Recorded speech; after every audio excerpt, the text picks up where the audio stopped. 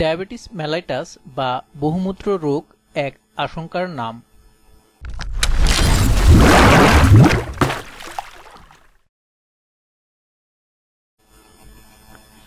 বিশ্বের অন্যতম প্রধান স্বাস্থ্য সমস্যা হিসাবে চিহ্নিত ডায়াবেটিস রোগটি আমাদের খুব পরিচিত। এদেশে ডায়াবেটিসের হার ক্রমান্বয়ে বাড়ছে। মূল কারণ হল শারীরিক পরিশ্রম আর স্বাস্থ্যকর খাদ্যাভ্যাসের অনুপস্থিতি। ডায়াবেটিস মেলাইটাস বা ডায়াবেটিস একটি ক্রনিক রোগ, দীর্ঘস্থায়ী অসুস্থতা যা নিয়ন্ত্রণ করা সম্ভব কিন্তু সারানো সম্ভব নয়, তাকে ক্রনিক রোগ বলে। এসব রোগ ছোঁয়াচের নয়। আরেকটি উদাহরণ হলো ক্যান্সার। প্যানক্রিয়াসে যখন ইনসুলিন নামক হরমোন উৎপন্ন হয় না কিংবা উৎপন্ন হলেও দেহ সেটা সঠিকভাবে ব্যবহার করতে পারে না, তখন ডায়াবেটিস দেখা দেয়। আমরা কার্বোহাইড্রেটযুক্ত খাদ্য গ্রহণের পর সে খাদ্য ভেঙে গ্লুকোজে উৎপন্ন হয় এবং রক্তে অবস্থান করে। ইনসুলিন হরমোনটি রক্ত থেকে গ্লুকোজকে দেহকোষে পৌঁছে দিতে সাহায্য করে। কোষে এই গ্লুকোজ ভেঙে শক্তি উৎপন্ন হয়, যার সাহায্যে আমরা কাজ করে থাকি। প্যানক্রিয়াস বা অগ্ন্যাশয় এই ইনসুলিন উৎপন্ন করে।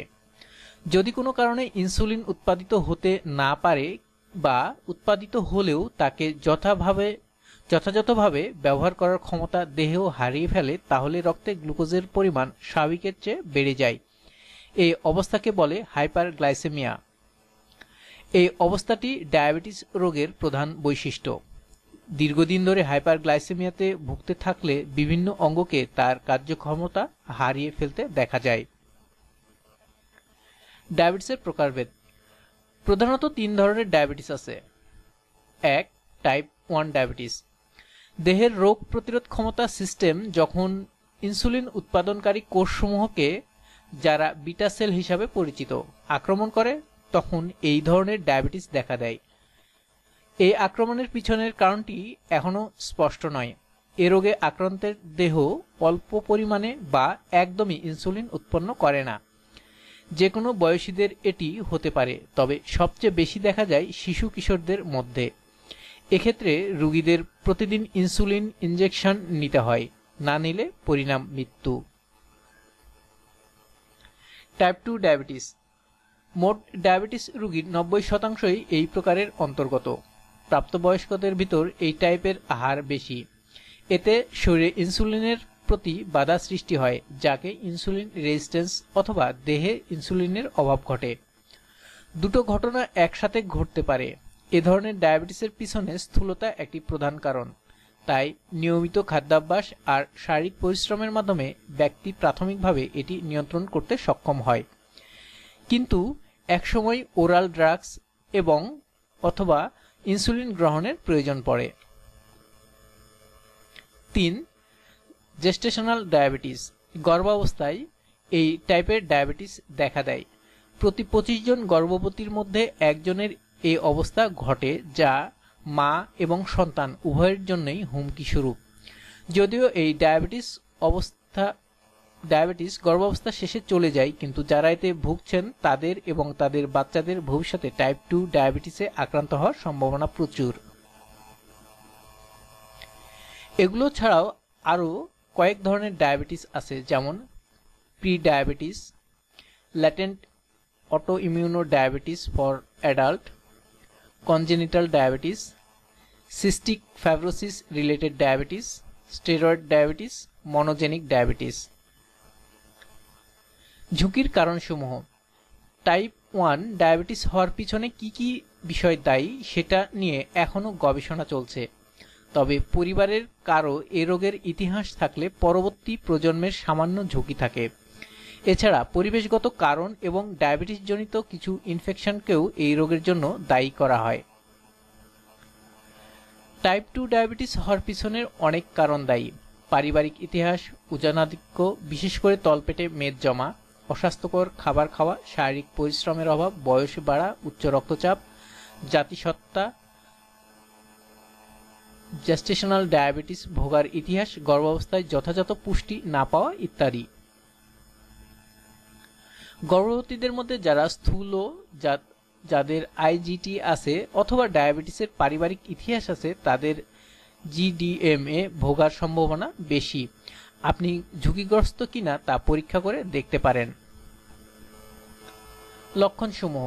ডায়াবেটিসের প্রধান 4টি লক্ষণ হলো ঘন ঘন প্রস্রাব করা বা পলিউরিয়া, বারবার পিপাসা পাওয়া পলিডিসপেপসিয়া, ঘন ঘন ক্ষুধা লাগা পলিফেগজিয়া, ওজন কমে যাওয়া। এছাড়াও যেসব লক্ষণ দেখা দিতে পারে তার মধ্যে আছে ক্লান্তি অনুভব করা, কোনো কিছুর প্রতি মনোযোগ এবং আকর্ষণের অভাব, চোখের ঝাপসা দেখা, বমি করা এবং তলপেটে ব্যথা, যাকে অনেক সময় ফ্লু মনে করা হয়, হাত পা অনুভূতিহীন হয়ে পড়া, ক্ষত ধীরে ধীরে শুকানো, ঘন ঘন ইনফেকশন হওয়া, চামড়ায় চুলকানি, ফুসকুড়ি উঠা ইত্যাদি। টাইপ 1 ডায়াবেটিসে এইসব লক্ষণ খুব দ্রুত দেখা দেয় কয়েক সপ্তাহ বা মাসের ভিতর, কিন্তু টাইপ 2 ডায়াবেটিসে লক্ষণগুলো খুব ধীরে ধীরে পরিলক্ষিত হয়, অনেক সময় একেবারেই দেখা যায় না। ফলে এ ধরনের ডায়াবেটিস শনাক্ত করা বেশ কষ্টকর। জটিলতাসমূহ। ডায়াবেটিকরা বিভিন্ন ধরনের রোগে আক্রান্ত হওয়ার ঝুঁকিতে থাকেন। দীর্ঘদিন ধরে রক্তে উচ্চ পরিমাণে গ্লুকোজ উপস্থিত থাকলে তা হৃৎপিণ্ড, রক্তনালী, কিডনি, স্নায়ু এবং দাঁতের রোগ তৈরি করতে পারে। এর সাথে ইনফেকশন সৃষ্টি হওয়ার ঝুঁকিও থাকে। হৃদরোগ বা কার্ডিওভাস্কুলার ডিজিজ। ডায়াবেটিস হৃৎপিণ্ড এবং রক্তনালীর ওপর প্রভাব ফেলে। এর ফলে করোনারি আর্টারি ডিজিজ, যা থেকে হার্ট অ্যাটাক হয় এবং স্ট্রোক হতে পারে। ডায়াবেটিসের মধ্যে হৃদরোগে আক্রান্ত হয়ে মারা যাওয়ার সংখ্যাই সবচেয়ে বেশি। কিডনি রোগ, ডায়াবেটিক নেফ্রোপ্যাথি। ডায়াবেটিস কিডনিতে উপস্থিত রক্তনালীকে ক্ষতিগ্রস্ত করার মাধ্যমে কিডনির কার্যক্ষমতাকে কমিয়ে দেয় বা কিডনিকে অকেজো করে দেয়। ডায়াবেটিসহীন ব্যক্তির তুলনায় ডায়াবেটিকের কিডনি রোগে আক্রান্ত হওয়ার প্রবণতা বেশি। স্নায়ুরোগ বা ডায়াবেটিক নিউরোপ্যাথি। যখন রক্তচাপ এবং রক্তে গ্লুকোজের মাত্রা অধিক বেড়ে যায় তখন সারা দেহে স্নায়ুকে ডায়াবেটিস ক্ষতিগ্রস্ত করতে পারে।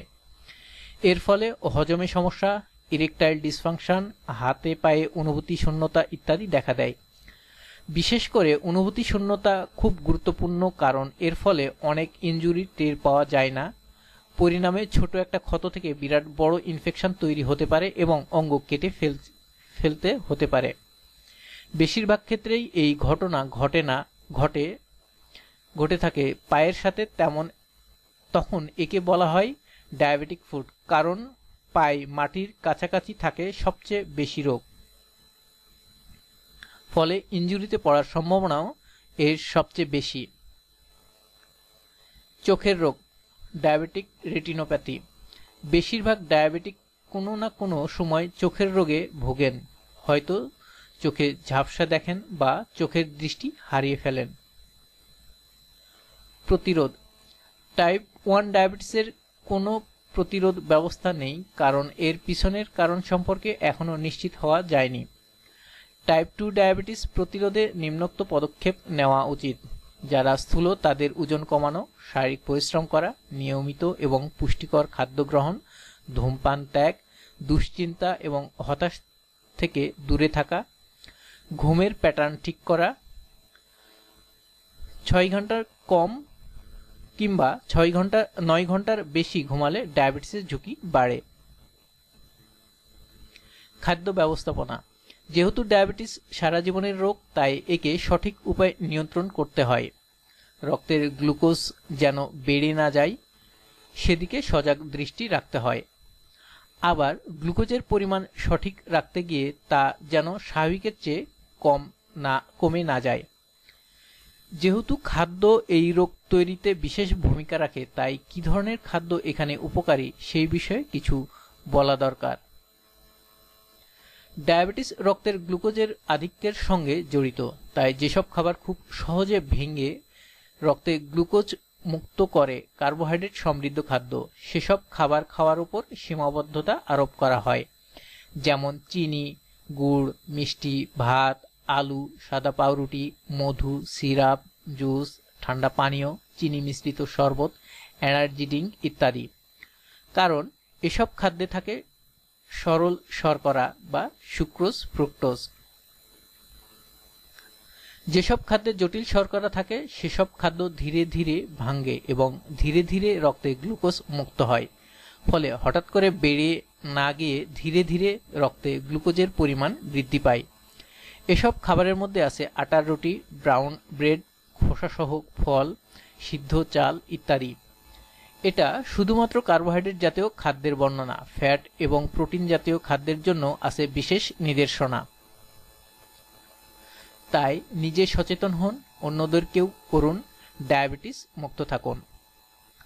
আরও নতুন নতুন ভিডিও পেতে আমাদের সাথেই থাকুন। Please subscribe, like, share and comments hour video. ধন্যবাদ।